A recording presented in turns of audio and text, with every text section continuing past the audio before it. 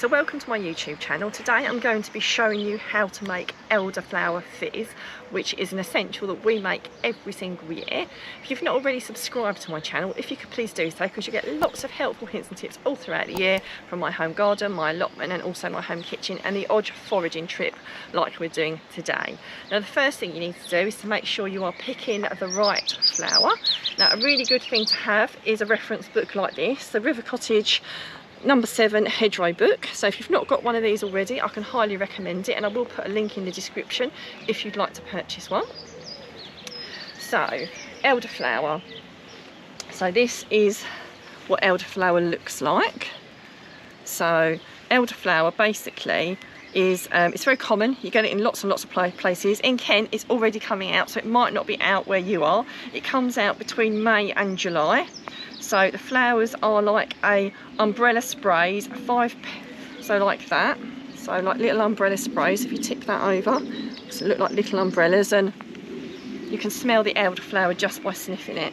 So the way you identify the leaves is you've got, and I'll read it from the book so I get this right. So leaves form 2 or 3 pairs opposite, and then one terminate leaf at the top. So if we can see there, you pull that back, you've got 2 leaves opposite each other, so it'll either be 2 or 3 with 1 leaf at the end like so. So if you're in any doubt whatsoever, don't pick it.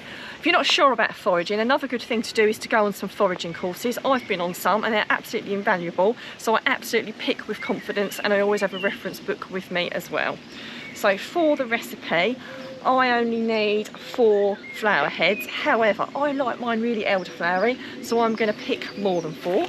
And one thing to look out for is you can get a little bit of black fly on them.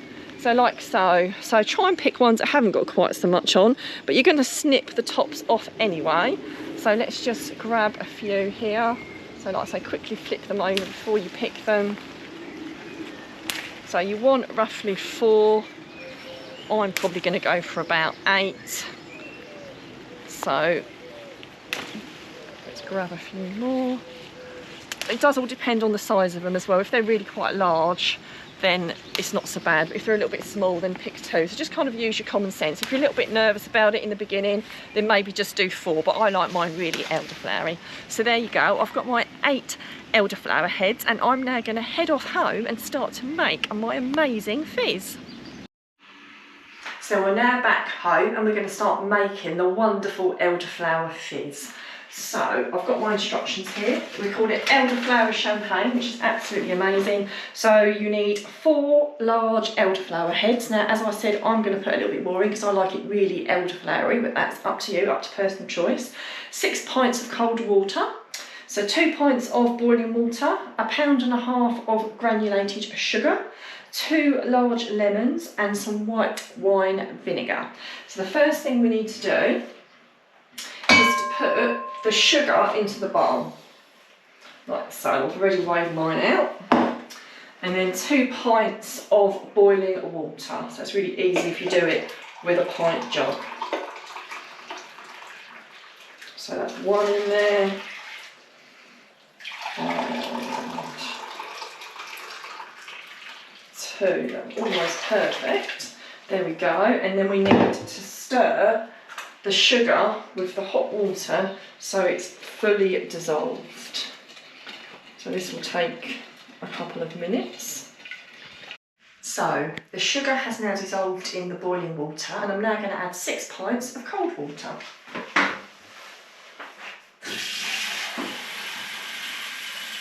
So I've now put 6 pints of cold water in. Now I've zested and juiced, it says 2 large lemons, but I only had small ones, so I did 1.5. So pop that straight in with the zest, like so. Then we add some white wine vinegar, 2 tablespoons. I will put in the description, you know, the ingredients and how you do this. So 2 tablespoons, 1, 2, there we go. And all we now need to do is add the elderflower heads. Now, like I said in the recipe, it said to do 4 large flower heads. Now I like mine quite elderflowery, so I'm going to pop a bit more in. When you do this, just keep a bit of an eye because there can be little bugs and things, so give them a shake, and as you trim them off, try and avoid the bugs. It really doesn't matter if you get the odd ones in because you will strain it at the end. You know, this is a natural foraging thing. You're not going to get every single bug off, but if you just try and do the best you can, and just the easiest thing I do, I just trim them off. You're just trying to avoid the large bits of stalk because they can make it a little bit bitter. So some people use a fork, but I always find just trimming them off with a pair of scissors much easier. So there we go, it's quite therapeutic actually, and already very fragrant. I can really smell the lemons and the elderflowers. Absolutely wonderful, I can't wait. So all the elderflower heads are now in, so I'm just going to give it a little bit of a stir, and then you can either cover it with a clean tea towel, or I've got a food cover, and we will now leave that for 2 days before we move on to the next process. So the mixture has now been sitting for 2 days. If it went into the 3rd day, it really doesn't matter, so 2 to 3 days really, ideally. So the first thing you need to do is to take out as much of the elderflower as you can. So I've got some clean rubber gloves, and this is by far what I found the easiest way to take most of it out. So just scoop it off the top. You won't get it all out, but it just makes straining the mixture an awful lot easier. So there we go. So this is obviously an elderflower champagne. We do a cordial, so if you don't want something alcoholic, or you've got people that don't drink alcohol, or for children, we will be putting a link for that so you can watch that too. Quite similar instructions, but just ever so slightly different because obviously you're trying to ferment this into lovely fizzy sparkling champagne. So like I say, get most of it off. You won't get it all off, but it just makes the straining process that little bit easier. So that's the worst of it strained off, so we'll move the bowl out of the way.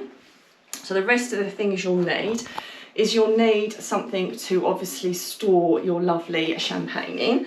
Now I just use these plastic empty bottles, so just obviously save them yourself or get someone to save them for you. This is perfect for making this kind of brewing. And I actually think it's a little bit safer because it's not glass, because it could obviously be quite, you know, quite fizzy, and it could go bang if you didn't let the pressure off. So the first thing we need to do, I've got a big jug here with a sieve, which I'm going to cover with my piece of muslin. So muslin or a piece of linen, obviously something clean. And then I'm just going to strain it through the sieve and that. I find it easier to use a sieve and a piece of muslin because it just makes it that little bit more stable. So there we go, so just pour that in and strain it through. Like so. This is such a lovely drink. This recipe was given to us a few years ago by one of our neighbours, and it's now a firm favourite. I can't count the amount of years we've made this. So that will do. So you just strain a little bit at a time. This is probably the fiddliest bit of all, doing this bit, but well worth it. I'm going to pop that over there, and then get your bottles, and then you just pour it in. Now you don't pour it all the way up to the top because this will create some pressure, and if you poured it all the way up to the top, there's every chance it could go bang. So you do it about 2/3 of the way up. So I will obviously need to strain some more. So I've now filled my bottles up to about 2/3 to the top. What I now do is I squeeze the air out of it. So I do this so that it doesn't spoil. So if all this is oxygen here, and oxygen can make your brew go bad, the natural yeasts that are in the elderflowers will turn to carbon dioxide, which will in turn create the fizz and the alcohol. So what we do is we squeeze the bottle And what we're trying to do is to get the liquid to the top. So you've only got a little bit there. And then you squeeze the bottle on like that. And as the process happens, the bottle will fill back out because you'll have carbon dioxide in the top and it will become quite firm. So this is one that I did last year, and this is really firm. I can't squeeze that. But what you will have to do is, while this is fermenting, it will create quite a lot of pressure, so you need to relieve the pressure every few weeks, and you'll know when it's doing it because the bottle will feel very firm, you know. And like, just for an example, you will just gently release it off, and then it would be squidgy again. I don't want to release this one off too much because this is one that I've had for a year. As you can see, look, there's a lot of fizz in that, and this is one I'm drinking now. So you do need to be mindful to keep an eye that the bottle isn't doming too much, and when it does feel tight, to relieve the pressure, otherwise they will go bang and explode, and we have had that. So just keep an eye on it. What we normally do as an extra precaution is we just stick a tea towel over it, and you would store it in a cool, dark place. So you definitely don't store it somewhere hot, and neither would you store it in a fridge or something like that, otherwise it won't ferment. So that's something to bear in mind. Now, the process takes at least 6 weeks before you can drink it, and that's not because it'll do you any harm. That's just because you want a little bit of fizz in your actual drink.